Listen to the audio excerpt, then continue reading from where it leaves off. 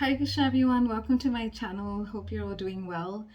Today, I'm going to be talking to you about two big questions that I've had all throughout my life, which was solved by spirituality. So, as you may or may not know, over the last 15 years now, I've been taking a more active, I've basically been following a very spiritual um, lifestyle, and I am now an initiated member of the International Society for Krishna Consciousness. So um, basically, the teachings are foundational on the Bhagavad Gita, and we follow a disciplic succession originating from Krishna, then moving to Lord Brahma, and prominent acharyas in the Brahma Madhva Gaudiya Sampradaya include Madhvacharya, then Lord Chaitanya Mahaprabhu, and then till like the Narottama Das Thakur, and then Srila Bhakti Vinod Thakur, Srila Bhakti Siddhanta Saraswati Thakur Maharaj,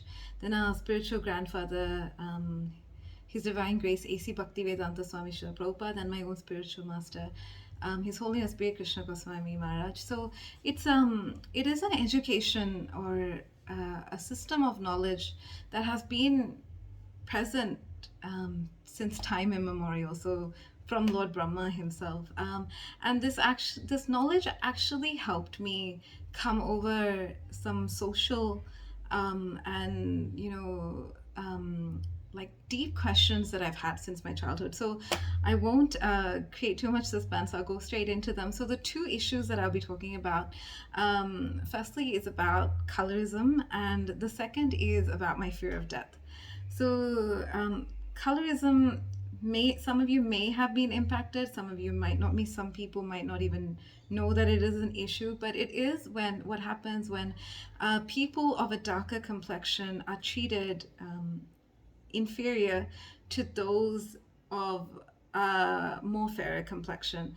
Until recently, I didn't think this was something that was so widespread globally, because I know it's something that's very a big issue, within my own kind of social structure that I grow up in. But I didn't realize it was such a global issue. Like I recently came to know that even people in Korea, for example, they do value people, or like people who are of fairer skin are even valued, even though like on a general scale, I felt that all Koreans were generally towards there wasn't much disparity, I guess, in terms of skin tones as I could pick up, as you could find maybe within the Indian subcontinent. For example, like my mother, for example, is like 20 shades fairer than me. Like if you look at foundation shades, you probably need to look on the one scheme for her and one scale for me. So it is it is something that is actually a prominent issue. Now, the issue is not about the color itself. It's actually about the way people of darker color get treated, and the lack of unconditional love that they feel based on their color. So, for example, like I could see growing up that it always seemed like for example, you generally you wanted people want to be loved and accepted within society. So generally, so basically, in a lot of love in the material world, it's got conditions.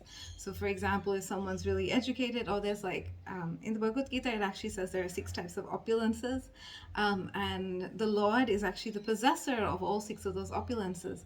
And we can actually see now in present day that people who have any of these opulences, to any extent, or to a great extent, are actually popular. For example, you'll see if someone's really beautiful, for example, like Aishwarya Rai, or some really top model or actress. If they're extremely beautiful, then they have a certain level of reputation. Or if someone's extremely rich or extremely intelligent, like Einstein, or if someone's extremely rich and like Elon Musk, or these different opulences, even if a person has even one of them, they're valued.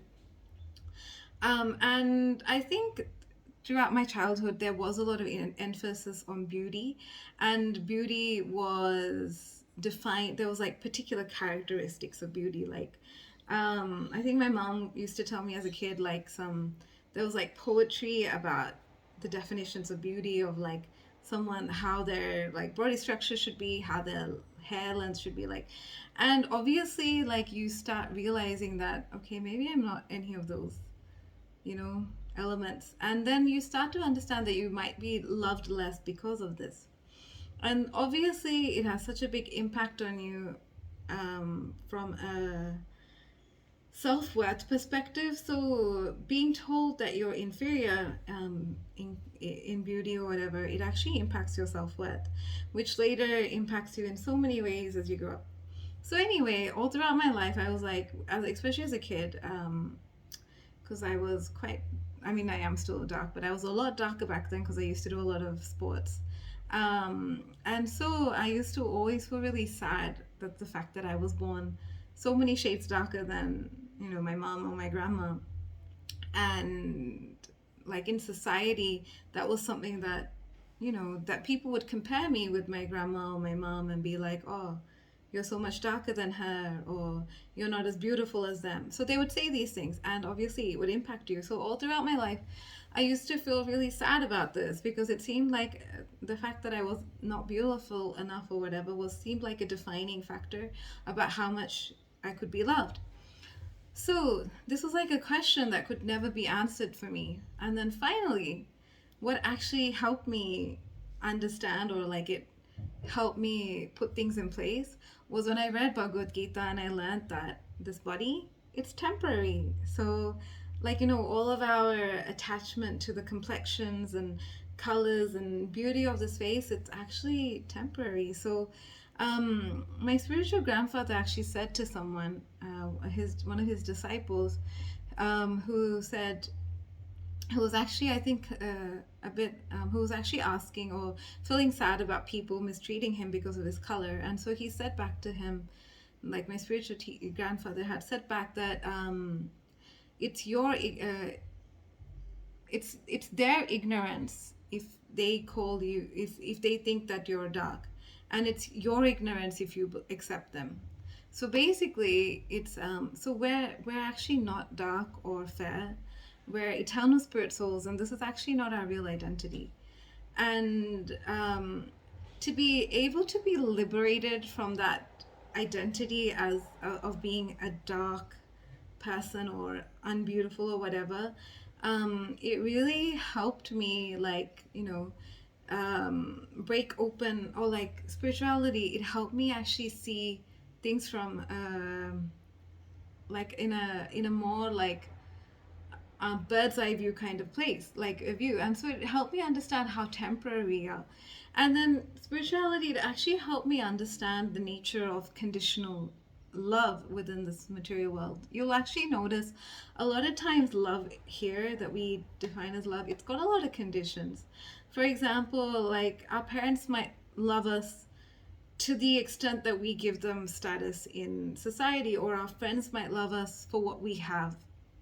Like you see, like often the popular person even at school or something is someone who's beautiful or rich, or you know, people, you'll usually see, like, you know, people gravitate towards people who are rich, who they can benefit of often. So a lot of times, so it actually like, so once I learned about real love, it helped me understand that there's so much fake conditional love here. And then it helped me, like, instead of, it helped me identify the disease. And if people start, like, you know, identifying you based on their color and they're not able to see beyond that, then you know, it made me understand that okay, maybe they don't have spiritual education. So it helped me like shift my perspective and come out of that feeling of I'm not worthy enough. So I think that's how spirituality really helped me come out of you know, colorism and all that. Because this video has already reached 10 minutes, I will talk about my fear of death in another video.